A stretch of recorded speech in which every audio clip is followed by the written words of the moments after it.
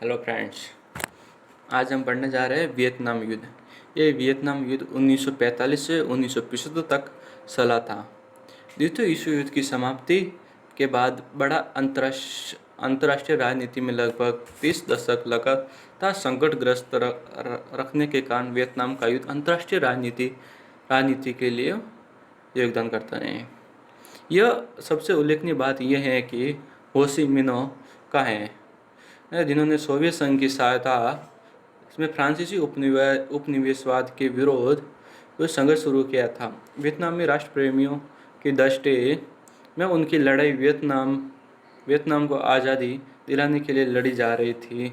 इसे आरंभ में ही उन्हें मुक्ति संग्राम का नाम दिया गया। शक्तिशाली ताकतों का हस्तक्षेप एवं वियतनाम। यह 1945 में फ्रांस में फॉन्टेनब्लो नामक स्थान पर युद्ध विराम के लिए शांति सम्मेलन का आयोजन किया गया था। यह राजनीतिक प्रयास निष्फल ही सिद्ध हुआ। यह चीन का बड़ा भूभाग माओवादी साम्यवादी का कब्जे में था और बात स्पष्ट हो सकी थी कि शीघ्र ही पूरे देश पर उसका अधिकार हो जाएगा। शीत युद्ध के सामरिक तर्क के अनुसार अमेरिकियों ने फ्रांसीसियों का समर्थन दिया था। वियतनाम युद्ध का यह दौर 1945 से लगातार 1954 तक चला। इन 10 वर्षों में फ्रांस की सैनिक स्थिति निरंतर कमजोर होती गई। इसके अनुसार कई कारण थे। राष्ट्रवाद और साम्यवाद का संगम वियतनामी छापामारों की अद्भुत लोकप्रियता दिला चुका था। इधर युद्ध में के बाद फ्रांस की आर्थिक स्थिति बहुत खस्ता चली थी और ये 1969 से का लगभग 5 लाख अमेरिकी सैनिक दक्षिणी वियतनाम में तैनात किए जा चुके थे और अमेरिकी लड़ाकू विमान वियतनाम की भूमि पर कुल इतने बम गिरा चुके थे कि जिनकी संख्या द्वितीय विश्व युद्ध के दौरान जर्मनी पर गिराए बम से ज़्यादा पहुंच चुकी थी।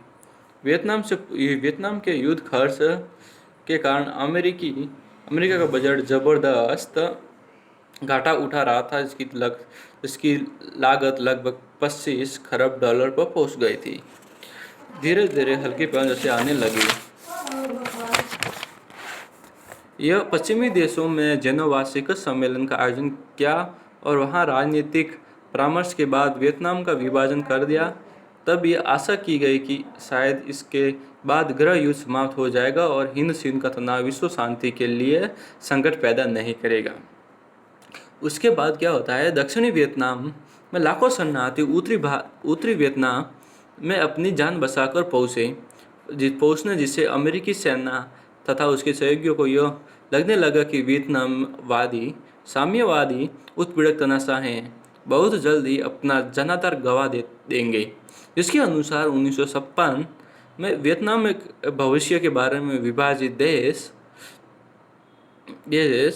के नाजायज ढंग से प्रभावित करने के लिए बड़ी संख्या में उत्तर वियतनामी संख्या में शरणार्थी घुसपैठ और साम्यवादी एजेंट दक्षिण में प्रवेश कर रहे थे। और 1963 तक ये बात किसी से छुपी नहीं रही कि सरकार दक्षिण वियतनाम में ज़्यादा दिन बची रही। अमेरिकी विदेश मंत्री डैलस ने डोमिनो सिद्धांत का प्रतिपादन किया। बात यह है कि लाओस भी गृह युद्ध की लपटों में झुलसता रहा और अनेक हिंसक मुठभेड़ में साम्यवादी तथा उनके विरोधियों के बीच होती रही थी। अमेरिका वियतनाम में दुखद स्थिति। अमेरिका में दक्षिणपंथी आक्रामक तेवर वाले विशेषज्ञों का मानना था कि उत्तरी वियतनाम की उपद्रवी दुस्साहसिकता पर अंकुश लगाने के लिए बड़े पैमाने पर सैनिक शक्ति का प्रयोग जरूरी है। और उसके बाद क्या होता है, सलाहकार मेक जॉर्ज बंडिट रॉबर्ट मैकनमारा प्रमुख थे। एस्केलेशन का यह दौर 1965 से लेकर 1968 तक चला। वियतकॉन्ग दक्षिण वियतनाम में सक्रिय साम्यवादी छापामार का गठ समझता था। विडंबना यह थी कि अमेरिका के समर विद्या विशारदाओं ने दक्षिण और मलय में छापामार युद्ध मुक्ति संग्राम एवं स्व इच्छा जहाँ चाहे वो जा आक्रामक कर सकता था। सन 1969 1970 तक लगभग 5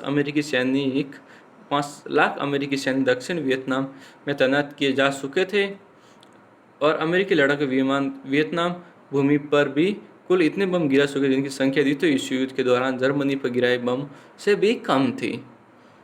इस सब बावजूद दक्षिण में उत्तरी वियतनाम नामियों के बढ़ते प्रभाव को रोकना अमेरिका के लिए असंभव होता गया, जिन्हें अमेरिकी शीतकार रथ की दृष्टि से पीले बौने जानवर कहकर पुकारते थे, वही इन्हें कमजोर वियतनामी उसके अमेरिका के सैनिकों के लिए दैत्य का राक्षस सिद्ध होने लगे। वियतकांग शब्द हिकारत भरा था। वियतनामी की जनता उन्हें वियतमिन नाम से पहचानती थी और उत्तरी साम्यवादी की सहानुभूति रखने वालों की बिरादरी ने स्वयं को दक्षिणी वियतनाम में राष्ट्रीय मुक्ति मोर्चे के रूप में गठित कर लिया था। विश्राम और मनोरंजन रेस्ट एंड रिक्रिएशन के नामक इस रणनीति के कारण साइगोन ही नहीं बिल्कुल सिंगापुर और ताइवान के बड़े हिस्से वेश्यावृत्ति के अड्डों में परिवर्तित होने लगे थे। युद्ध के परिणाम 1966 से 65 से लेकर 1975 तक के दशक में उत्तरी वियतनाम नामी नेतृत्व की एक बड़ी सफलता यह रही कि सोवियत चीनी वैमनस्य के बावजूद वह स्वयं दोनों ही पक्षों में सैनिक सहायता और राजनीतिक समर्थन जुटा सका। गुटनिरपेक्ष देशों की सहानुभूति तो पूरी तरह उसके साथ रही। इस दौरान दक्षिणी देश के पड़ोसी क्षेत्र में उत्तरी वियतनाम में शुरू होने वाली हो ची मिन्ह पथ लाओस कंबोडिया होकर दक्षिण वियतनाम सैनिक साजो सामान रसद दवाइयाँ आदि पहुँचाने के लिए तैयार किया गया।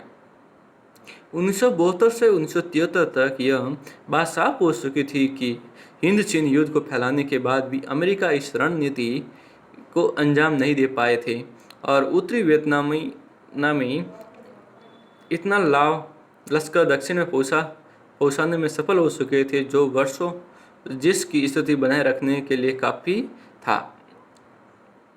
लगभग 25 खरब डॉलर पहुंच चुकी थी। अमेरिका की अंतर्राष्ट्रीय छवि दलदल में फंसे एक धके हारे पहलवान जैसी नजर आने लगी थी।